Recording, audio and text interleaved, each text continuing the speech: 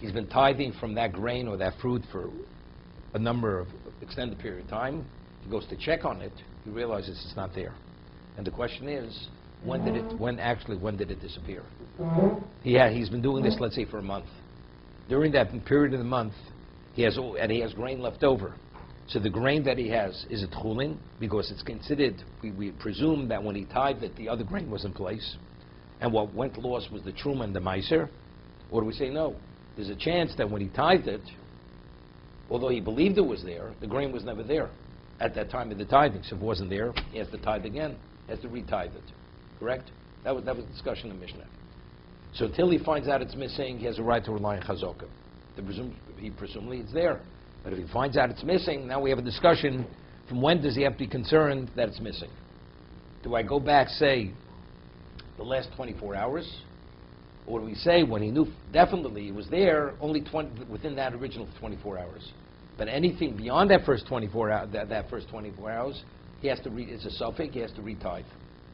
And this is all rabbinical. Because where do we come up with 24 hours? On the Torah level, it's really till the last minute. Till the last minute, the presumption was there, and therefore he doesn't have to retithe. But rabbinically, is it the last 24 hours? Anything that was done the last 24 hours has to be retithed? Or, as I said, going back to originally, when he knew it was there, we give it the first 24 hours definite. Beyond the first 24 hours is a question. That was not. So the Gemara concludes that it was during, you give him anything beyond, prior to the last 24 hours, we consider it definitely there. Okay? And only what took place within the last 24 hours has to be retithed. That was the conclusion of the Gemara. Okay. Now, we discussed the case of mikveh, right? The case of mikveh. The case of mikveh in mikvos, it's a Mishnah. Person goes to a mikveh. Mikveh, to be considered valid, has to have 40 so. Has to have 188 gallons of water. It was measured a week ago. It had 190 gallons. Okay? More than 40 so. People have been using the mikveh the past few weeks, and the person was contaminated. He put his vessels in there. So everything, the presumption is that he's tor, that he was relieved of the contamination. Then he measures the mikveh. And he finds that the mikveh is choser. It's deficient. Now the question is, when did it become deficient? If it became deficient, let's say, during the last week, that means, so all those who immersed themselves in mikveh last week are still tummy. So anything they came in contact with, they contaminated. The vessels that were immersed, if they put any truma or other food in there, all that became contaminated.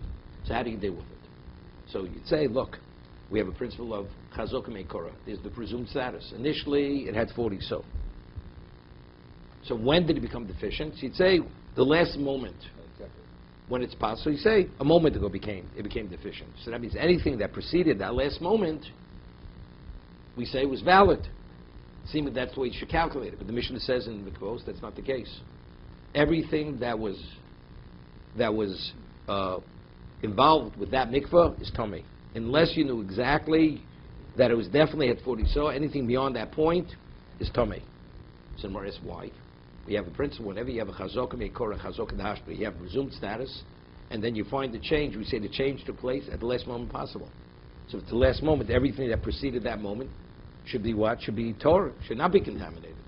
So Gemara says, because over here, just as the mikveh has the original presumed status, the person who immersed himself in this mikveh, he also has a presumed status. Before he went to the mikveh, what was he? He was tummy. So we have a question, when did the transition from tummy to Torah take place? So we're presuming it happened. Maybe it didn't happen. Right? Just as initially it was tummy, now I have a question, did that transition have take place? So Chazokah Meikora, his original presumed status, should say it never took place. So therefore he remains tummy. Right? But you have the mikveh. The mikveh has a presumed status, so that should tell us that he is no longer tummy. But I said no, because it's a 2-to-1. Yeah, presently the mikveh is deficient, which causes us to question whether his immersion was valid. Right? That's the basis for the question. When he went to the mikveh, was he relieved of his contaminated status? So that's a suffix. So he has a chazok meikora. Presumably he's contaminated until we know he's not contaminated. The mikveh itself presently is deficient. So how many? I'm dealing with how many chazokas? 3. The mikveh has the original presumed status, that is the present status that it's deficient. the person himself initially was presumed tummy. He was tummy, factually. And the question was, was he ever relieved from that contaminated status? So the Gemara says, since it's a 2-to-1, he's definitely tummy. He's tummy. No, factually, the mikveh is deficient. That's factually. Where's the 2-to-1? The mikveh has a chazok and dashto. Presently, the mikveh, and he has a presumed status initially that he was tummy. So those are the two. Those are the two versus the one. The one that it's a presumed status is kosher. That is kosher. Therefore, the Mishnah says tummy. Therefore, it's not valid. We have let's talk about our Mishnah. Originally, he had fruit, grain stored in another location. He tithed it 2 weeks ago. So we presume the grain was there. So therefore, the tithing was a valid tithing. Okay? We didn't know the grain wasn't there. Now he has the grain that he tithed, that he affected, and now he realizes the grain is not there. So the question is, when he did the tithing 2 weeks prior, was the grain there or not? So let's talk. There was a chazok mekorah. Initially, he knew facts the grain was there. So do we say the grain was not there just recently, when I found that it wasn't there just prior to that, that's when the grain was removed? But when he tithed it, the grain was there. Therefore, the tithing is a valid tithing, right? Or do I say the grain that I tithed to effect, to effect, has a chazok mekorah that it was tevel.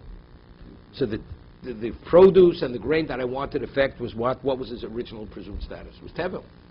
It was untithed. Like tummy. That's like the person being tummy. The grain in that location initially is like the mikveh originally being measured, which has 40 so. The grain being found no longer there is like the mikveh being found deficient. So you have a 2-to-1. And yet, even though I have a 2-to-1, what does Rebbe Loza say? We only have to be concerned about the past 24 hours. Right? Anything that preceded the past 24 hours, the presumption is it was there. So we said it's rabbinical. Chumra D'Rabbanan. Chumra D'Rabbanan. The Mishnah says, Meis Leis. Meis Leis from the time you find it. No, the mikveh doesn't differentiate. You go back, way back. Unless, factually it was whole, it wasn't whole. So that goes back as far as we could go. So all the people are contaminated. All the food is contaminated. So therefore, Omer Rebbe Lozer, Chulukin Olav Chaver of Rebbe Lozer. Rebbe Lozer's colleagues are arguing with him. Why? Where do they argue? Did none? Mikveh shenimdad, v'nimtza choser. A mikveh that was measured and it was found to be deficient. Kol taros shenas lagabav lemafreya. All the taros that were affected retroactively, bein b'rishus hayochid, bein b'rishus harabim, whether it was in the private domain or public domain, tameos. Okay, we'll talk. Now, halacha is, the Torah tells us if a woman is forewarned by a husband and she sequesters herself with another man, don't go with that person, she sequesters herself. Right? And then afterwards, the witnesses that she did sequester, and she stayed in that sequestered state long enough that they could have had relations. What's her status? She's a sota. She's not permitted to husband. And the Torah says, "V'nitmo." We treat as if she committed adultery, although we don't know. We say sofik kevadei, although it's a sofik, we don't know, but we treat it as if she's definitely contaminated. Now, when the woman, and the Torah uses the term v'nitmo, she's become contaminated. So contaminated means, although it's a sofik, right? It's a question. The Torah says until we know factually she was not, and when a man's question, there's nobody else there. If you have 3 people, that's considered a Rishus Harab, not Rishus Harab for Shabbos. That's called a public location. If 3 people frequent it. If it's 2, that's private. So you had she and the man, and the so-called this suspected adulterer. And the Torah says, if you have a question whether Tumah took place or not, whether she committed adultery or not, v'nitmo, we treat it as if she definitely was contaminated. She definitely committed adultery. Therefore, no, but you don't put her to death, only in terms of not being permitted to the husband. So therefore, a similar situation, if you're going through a field, and it's not a public thoroughfare, and there's a question, did you walk over the grave or not? if you walked over the grave, and there's definitely a grave in the field, and you don't recall, did you walk over the grave, or did you bypass the grave? The halacha is, since it's considered Rishus HaYochid, it's considered a private location, because nobody else, it wasn't a public thoroughfare, the person is Vadi Tomei. Because Shosha says V'nitmo, in regard to the woman, here also, it's V'nitmo, definitely. Okay? So that's her status now. What? That's her status. Until proven differently. She has to drink the water. She has a status of tummy. Correct. I believe these are for one person. I understand. Nothing. I don't think anything happened. It's irrelevant what he says, but since he forewarned her, and she defied his forewarning, the Torah says it's V'nitmo. The Gemara says, Raglaim L'dover. There's enough circumstantial evidence which causes us to suspect that something happened. So until proven innocent, it's guilty. Okay? That's the halacha. So Gemara says, so the Gemara says, Rabbi Loza says, Chalukin Chaverev. Our Rabbi Loza, his colleagues, they argue with him.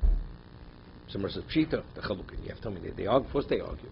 It's the exact equivalent case. It's a 2-to-1. And now Mishnah says you only go back 24 hours, and the Mishnah Mikvah says it's Tomei, retroactively, it's Tomei, from the very beginning. Ma'u Desema Lemafreya, it says Lemafreya. What does the word Lemafreya mean? Retroactive. The question is, how far back do you go? Ma'u Desema, my Lemafreya Meis Leis, I'd say maybe you only go back 24 hours. The word Mafreya means you go back. Now the question is, how far back do you go? So you may think, without Rabbi Lozer's statement, comment, I'd say maybe only go back 24 hours. And the whole thing is a chum drabanan. It's a rabbinic stringency. Kamash malon, that we say that it's vadai, that we go back all the way back. So why are we going all the way back? You have chazoka. The answer is chaluk and all of chaverov. That when they said lemafrei means you go back to the very beginning. And here, Rabbi Loza and our Mishnah says you only go back 24 hours, rather than all the way back to the beginning. If you go back to Wow. Maybe. It's a question. Exact same case. No, I would say maybe. I'd say maybe that's what the Chachamim was saying. His colleagues are saying. Maybe they agree. I don't know for sure. Maybe yes, maybe no. Right? Mal the same. Maybe I would interpret Mafreya to mean Meis Leis. So Rebbe Loza says no. When it says Lemafreya, it definitely does not mean that. It means retroactively going back to the very beginning. What do you mean? No, by mikveh you don't add a day. By mikveh it's tomei, finished. The mikveh, last time you measured, you don't even give the days. you give nothing whatsoever. As I said, this 24-hour issue is purely rabbinical. Right? Really, you even to the last moment, we'd say the food was there. Rabbinically, since it's missing, you don't know, people will say 24 hours. Otherwise, where do we come up with 24 hours? So why are they being more lenient with others? They're not being more lenient. They're arguing. The one who says by produce, he would say the same thing by mikveh. Would say the same thing. That I'd go back 24 hours only. Say, anybody who used the mikveh for the last 24 hours is tomei. Rabbinically, before that is Torah. Exactly like the produce. Is the equivalent case. How do we go by the way? We hold his tummy. So that do they check the nectar every day? They don't have to check it every day. Why? If that's the case, this is a case that you have to go back to the time that you. Why wouldn't we check it every day to be sure that it's okay? Today's never a problem. There's always a line. So the water, just with one glance, you see exactly where the water level is. So they're checking, basically. Does not be checked, right? But certain things have to be checked. I'll give you an example. The halacha is that what differentiates between a mayon and a mikveh? What does the word mikveh mean? Right? Gathered. Right? It's stagnant, the water. The water doesn't flow. Yikova mayim, right? Hashem says, let the water gather. Mayon, a wellspring, it naturally flows. It flows. So therefore, the Gemara says that Mikvah is only mitar b'ashvorim if it's contained. If the water is contained, it is effective. What about if you have a mikvah where it's leaking? It's leaking. And the water is leaking out. You could have 1,000 gallons in the mikvah. But there's a hole in the wall, and the water is leaking through that wall. The mikvah is possible. Because all the water in the mikvah, even though when you immerse yourself there are 1,000 gallons, which is more than enough, but since the water that you're immersing yourself is flowing out, so when it flows, every bit of water is connected to that, is flowing. It's no longer mikvah. It's mayim. And the water has to be, what? Doesn't make a difference. Let's say it holds above it. The Rishonim say this explicitly. Let's say it would be above the 40 so. Right? The water, the hole is above the 40 so. So the water below is always going to, that amount is not good. But since it's all connected and the upper part is flowing, we see all the water as if it's flowing. It's like a mayim. And therefore it's not valid. There was a case many years ago in Lakewood where a Baron Kotler was alive. You know, there's no, a mikveh doesn't have a drain. Did you know that? A mikveh. Good question. You should research it. So in a mikveh, they have what they call a sump pump. That's how they suck the water out of the mikveh. Why don't they have a drain? For a number of reasons. What happens if the drain should leak? Right? It's a problem. It's a mayim. So therefore, it's sealed. It's a sealed bath. That's what it is. So the water, when it's in there, it's contained in there. There's no way it could leak out for that reason. That's the reason why. That's one reason why there's no drain in a mikveh. So how do they remove the water? They suck the water out. That's how they do it. Then when they change the water. Now, also there's a question. Metal, anything which is metal, is makabel tumah. That's the reason why the pipes in the mikveh are not metal pipes. They're made of clay. They're clay pipes. And you'll never find in the mikveh where a pipe has a bend where the water could be contained in a bend. Right? Even if it's a bend, it'll be at an angle where the water will flow through. It cannot be contained. Because it's contained, then it takes on the status of a kli, a vessel, and a vessel contaminates. And if the water goes through a vessel which is subject to contamination, the mikveh is not valid. So therefore the pipes are clay, everything associated with the water that goes in the mikveh. If you have a drain, and the drain is, even if it's closed, that metal drain is holding the water back. So because it's holding the water back, so what validates the mikveh? A metal implement. That would validate the water. There's a question, la halacha, whether a woman could be tovel in snow. Snow. Right? The Mishnah will get to Hilchos Til Sadayim. If you have an expanse of snow and you're hiking, right? And you want to wash and there's no water. And all you do is you take both hands and you just immerse it into the snow up to the wrist. Is it a valid tefillah? It's a valid washing. As long as the amount of snow that is connected, you have 40 saw. It's the equivalent of 40 saw of snow. It's valid. But washing your hands is only rabbinical. Going to the mikveh is a doraisa for a woman. Therefore, we rule halacha, we don't rely on that. If a woman would immerse herself in 40 saw of snow, la halacha, it's not. We don't rely on that. Because there's a question of snow is water. The question is snow water. That's the question. So why wash your hands in 40 saw? If you put your hands in the mikveh. Well, if you want to wash your hands to eat bread, why is 40 saw relevant? What do you wash your hands? Why do you wash your hands before you eat bread? So it's a question of tumah and tara. To purify your hands. The ultimate purifies a mikveh, correct? Right.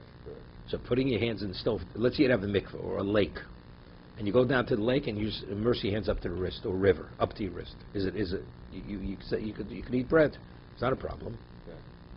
So the question is snow water. If snow would be considered water, putting your hands in the snow is like putting your hands into a mikveh. That's what I'm confused. When we wash our hands, mostly we use a sink and wash our hands. So why do we do that?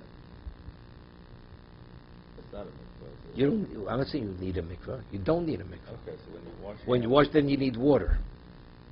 So how do you put snow? It has to cover every bit of your hand. Okay. right? So you need koach gavri, you need whatever it is. Okay.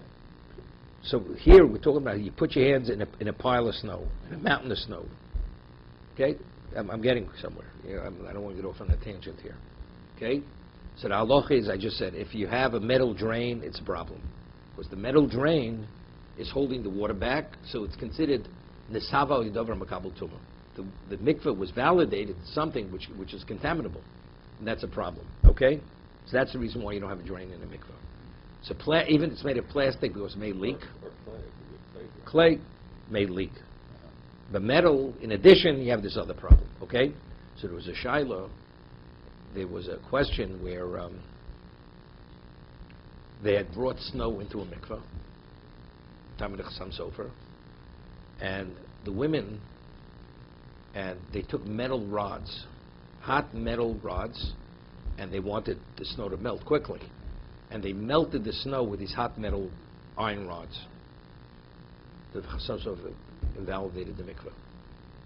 Because since the water was converted from snow to water through metal, and metal is something davar makabel tuma, therefore he validated the mikveh. Because the water came about, was converted from snow to water through something which contaminates.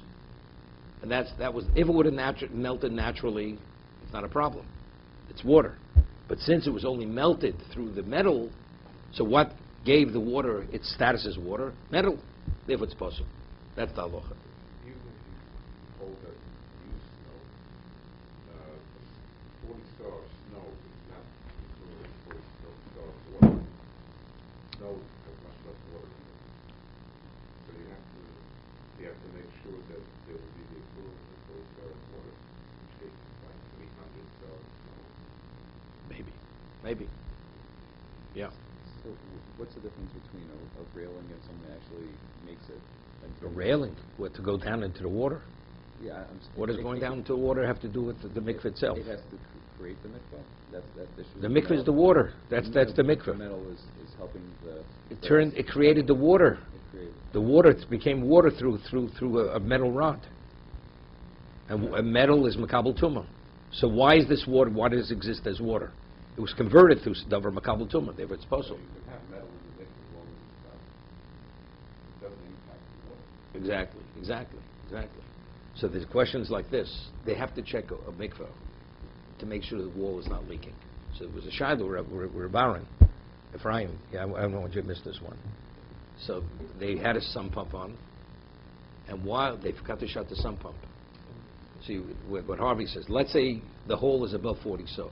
You have 1,000 gallons, and the hole is above 40, so it's leaking above. So as much leaks out, you're always going to retain that 40 below. The halacha is the mikveh is possible. Because since it's all connected, it's considered flowing. It's a mayim. So they had this case, a sump pump. Women went to the mikveh, and the mikveh caretaker forgot to shut off the sump pump. So initially, women went into the mikveh when the water was being drawn out of the mikveh. So it's flowing out. Right, it's being taken out. Is that called zochlin? At that moment, did it lose its status of mikveh? Because the water is flowing out.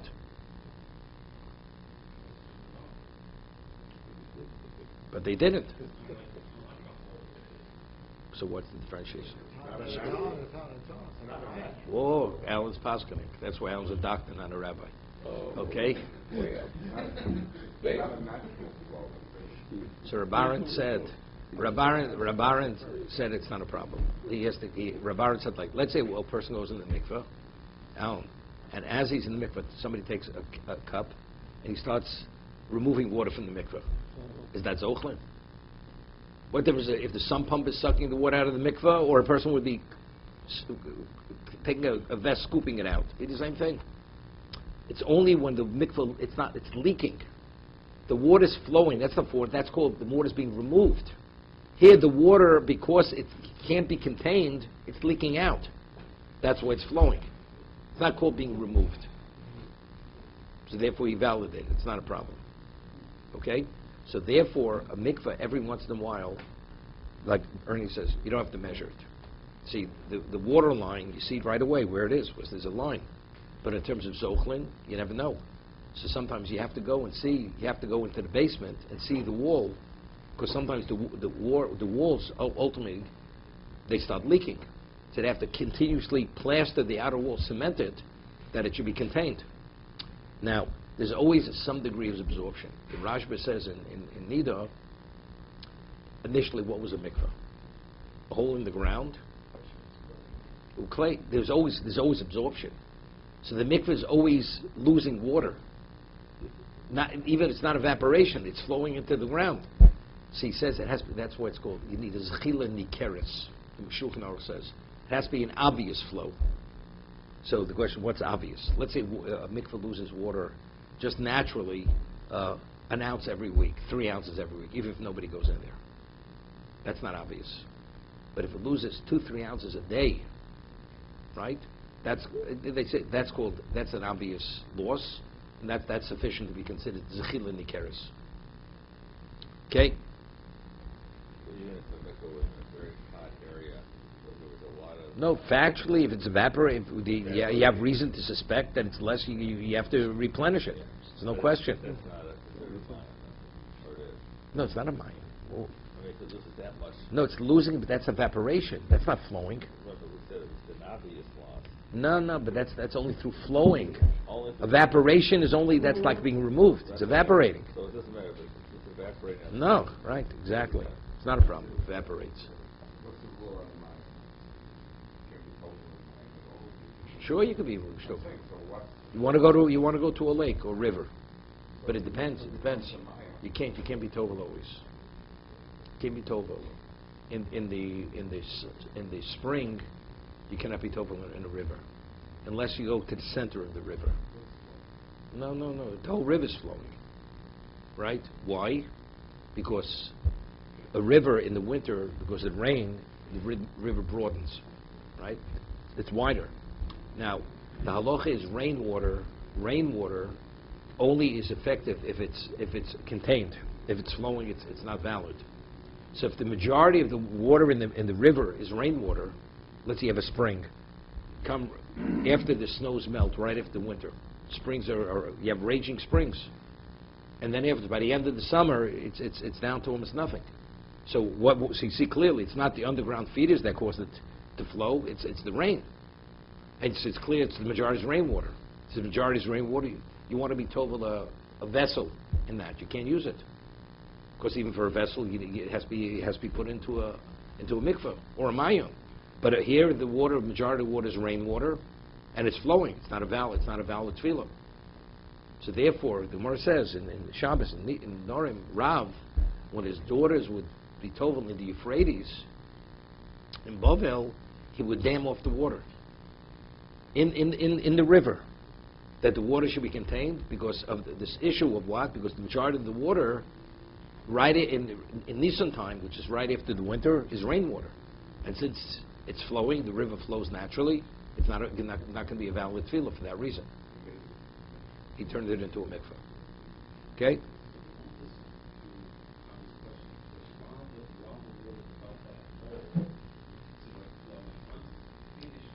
Then it's not flowing any longer. I'll give you the example. Person, you have a mikveh filled to the top. Person goes into the mikveh. So by water displacement, the water rises, it goes out. Is that a problem? It's not a problem. No, that's the case, like taking a cup and spooning it out. Right? That's exactly what you're doing. The water's going over the side. But when you're in there, there's more than 40 so. It's not a problem.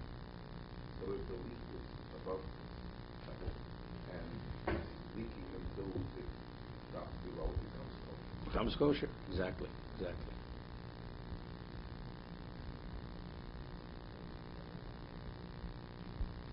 Okay. Review Domi Begimel Prokim. Now we speak about wine at one time. Today, people make the wine producers. If you ever read an article on wine production, it's so controlled with technology, because at one time, why did wine sour so easily? Because there's bacteria, right? It's fermentation. That's how wine goes from grape juice to wine. When you're dealing with bacteria, unless everything is literally controlled, it could sour. The slightest thing could cause it to sour. Now, and it was always conditions, whether it's the outside temperature, change of the climate, or the water is being infused into at certain things, wind blowing, everything affected it. So now the person goes and sets aside wine somewhere at Tevel, and he wants to tithe his wine in another location. Now, if wine turns to vinegar, although the vinegar now is still Tevel, right? We're talking wine vinegar.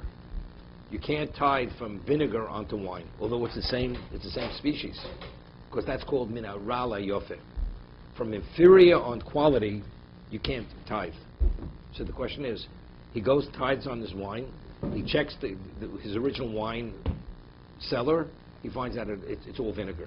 Now he has the same question: when did it turn? Did it turn before he tithed, or it turned after he tithed? Right? That's the question. So Rabbi Yehuda says the 3 periods during the year when wine is subject to being affected to turn to vinegar. After Sukkot, when the easterly wind blows, that's a time where wine turns to vinegar. It could turn to vinegar. So that's called what we call a reuso. It has to be checked. You should check during that time to make sure that the wine remained wine, was not affected by that easterly wind to turn to vinegar. Okay? That's the 3 periods of time. Tana b'kidum shel motzoi chag shel tkufa.